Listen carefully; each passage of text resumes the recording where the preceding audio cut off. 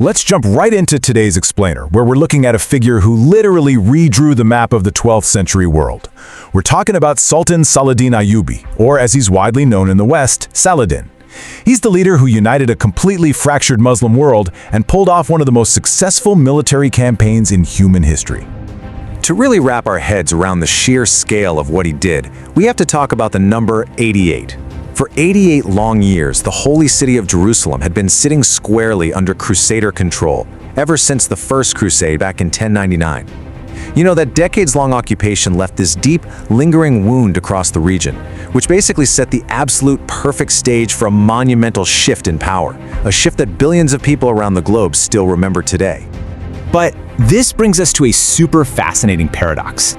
How on earth did a religious scholar become a master military strategist? I mean, Salahuddin Yusuf ibn Ayyub was a young guy, deeply immersed in studying religion and governance. He wasn't trained from birth for warfare.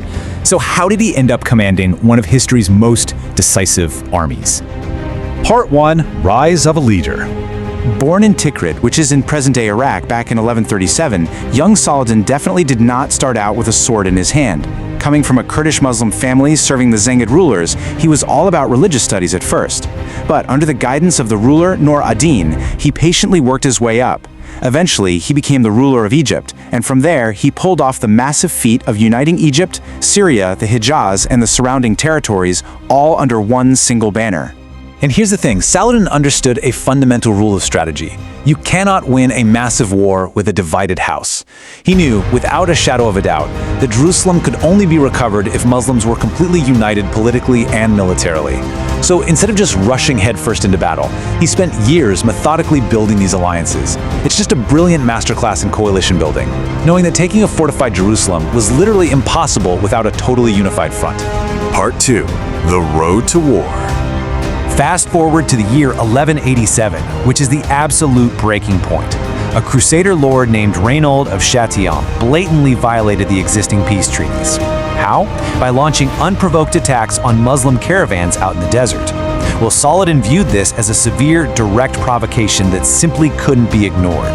He called up his massive, unified forces from Egypt and Syria, and just like that, the stage was set for war. Part 3. The Battle of Hattin. Out on the scorching plains of Galilee, Saladin didn't just use swords and arrows, he actually weaponized the environment itself. First, he completely cut off the Crusader army's access to water. Then, he had his forces continuously harass the enemy under that brutal, blazing summer sun. Finally, he trapped the totally exhausted, dehydrated Crusader forces at the hills known as the Horns of Hattin. It was a flawless, devastating tactical trap. The outcome was a totally crushing Muslim victory. The main Crusader field army was effectively destroyed right there on the battlefield, and a lot of their leading nobles were captured. This one devastating win wiped out the primary military power defending the region. In a single stroke, the doors to the Holy City were suddenly wide open. Part 4. Reclaiming the Holy City. Now, the momentum was just unstoppable. Right after that massive win at Hattin in July, Saladin's army marched straight to the walls of Jerusalem by September. The city was heavily defended by Balian of Iblan and packed with thousands of refugees.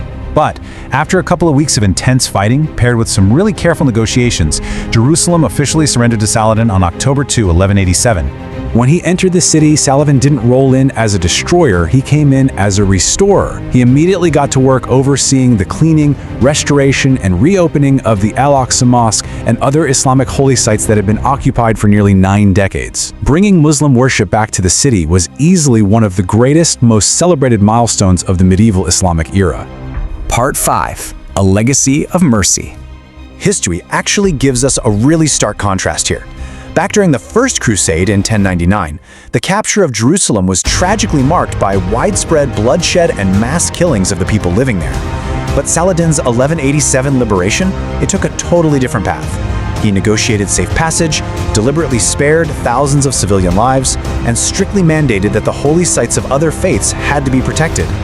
This had a huge psychological impact. Impartial historical records show that his incredible mercy and chivalry actually earned him the deep, lasting respect of his European adversaries. Think about how rare that is, a victorious commander earning the reverence of the exact people he just defeated. It's a timeless lesson in the ethics of war and diplomacy. Naturally, the shock of losing Jerusalem triggered a massive European response, the famous Third Crusade. This brought heavy hitters like England's King Richard the Lionheart straight into the mix. These kings and knights launched massive campaigns, and yeah, they won several battles.